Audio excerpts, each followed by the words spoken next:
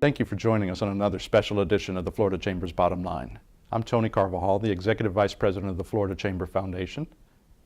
And joining me today is Dr. LoBasso, President of Daytona State College and Chair of the Council of Presidents for the Florida State Colleges. Thank you so much for joining us. Thank you. More importantly, thank you for allowing us to be here on this beautiful campus. You've got a lot of great things going, and I want to talk today a little bit about the student success that I see you going on, and also the business partnerships that you've got. It's pretty exciting. But let's start right at the top. You've got students in this community, in this region, that are successful, graduating, and going into jobs.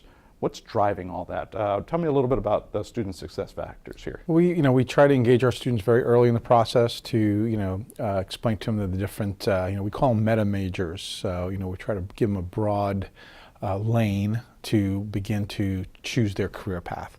And we have a career pathways guide, so we can show students the path, whether they start at a certificate or an associate degree, and how it can lead into a bachelor's degree. And each step of the way, what the job is at the end of the certificate, what the job is at the end of the associate degree, and what the salaries are, and what the job is at the baccalaureate degree, and on. So we try to engage them in those conversations early. I think when they have that focus, they tend to be more successful, as well as a lot of the other support services we provide to help them be, successful in the classroom in their math and English. And we have a great academic support center that helps them, with that success. I really love that focus on pathways and recognizing that people come in and come out and do a lot of different things in their lives, and you're there for them at every stage, it sounds like. Is that right? Absolutely, absolutely. Yeah, and I always kind of coin that we're the workforce college. So we have our traditional students, but a lot of students are coming back for that second career. They might have a bachelor's degree in marketing, and then they come back and want to be an RN. So we'll train them to be the registered nurse in our community. And it's great that you're training in a lot of different programs. What I really like is that you're training on what your community needs. How do you figure out what is needed in the region? A couple of different ways. A few years back, we created a workforce trends advisory group to myself. So that is a group of our K-12 partners, because it's, we've got to think of the whole stream, as well as industry leaders. So we have folks from the construction industry and the medical industry and the IT industry, and we get together a few times a year, and what I have asked them to do is let me know what's coming up. We can turn things around quickly here, but I want to be able to meet your demand as it's happening, and not even 6 months later. I'd like to be there right in the front door. When you need that machinist, I want to know that we need to increase our machining program or create a new program. So as a result of that advisory group, we started a construction technology program because the construction industry had started to boom. So again, we certainly we use that group. We started a project management certificate as a result of that. And the other way we do it is I sit on the Chamber of Commerce board here at Daytona Chamber. I sit on the Career Source board, and I'm on Team Volusia, another economic development board. So I've got my ear to what the business industry is looking for and what the emerging industries are coming. So an example is with Team Volusia has television production as a sector they want to attract to this community. So we started a broadcast television production Associate of Science degree. So we are fortunate we have a public broadcast station here, and our students that's going to be their lab. They'll be able to do live broadcasting with our television station. So again, we keep our ears to the grindstone just to see what's going on, and serving on those different groups help. So you're quite connected. Now, tell me again what that was called. Was that the Workforce Advisory Trends?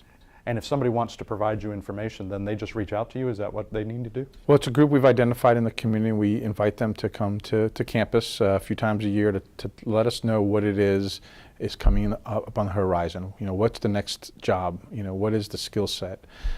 So again, it's definitely a good committee to give us information so we're relevant and we're current.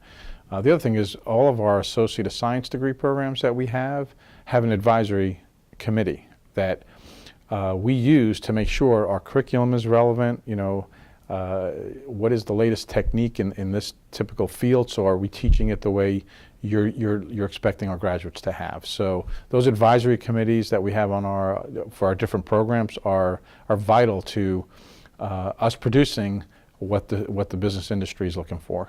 I love that responsiveness, that speed to market. You're really thinking about the student and getting them into the workforce and what the business needs. And I know about that responsiveness because my understanding is the building we're in, you actually have a microbrewery, one of the hot industries that are going on.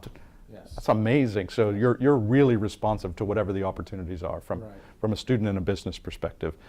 So, you know, I know that this region has also been hit over the last few years with storms, and there's been a lot of changes. You're really doing a big part of driving some of the trade and the construction industries. You're engaged in much more than what people would imagine. You're a true community partner. How do you get to that, Earl? Absolutely. You know, one of our missions at Daytona State College is to be the vocational provider. So we are producing the construction workers, the machinists, the welders, and again, as a response to the community, the demand for welders has increased currently. So we traditionally ran a night program, and that was, we could fill a night program. But as a response to the community, we opened a day program, which our community helped advertise, and within 2 weeks, we filled a daytime section. So we're running 2 full sections of welding, as an example. So we are that workforce, institution. You mentioned the microbrewing. You know, we saw that microbrews were opening up in the county. Hospitality is a big industry for us.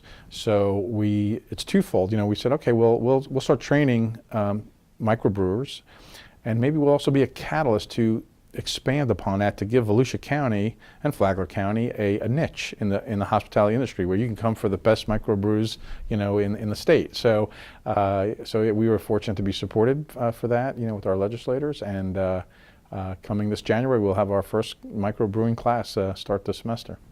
You're very similar to a lot of the other state presidents that we've talked about. Very responsive, focused on the students, making sure that their success and responding to the business and workforce needs. Any words as the chair of the Council of Presidents? Anything that you want to make sure that the business community knows? I think that, you know, we are the workforce colleges. You know, we've stayed true to that mission, and we are here to respond to your needs, to help grow your industries, to help attract new industries. So I to just call on us, and then we'll be there. Dr. LoBasso, and to every state president out there, thank you for what you do. And for another edition of the Florida Chamber's Bottom Line, thank you for joining us today. We look forward to connecting with you further.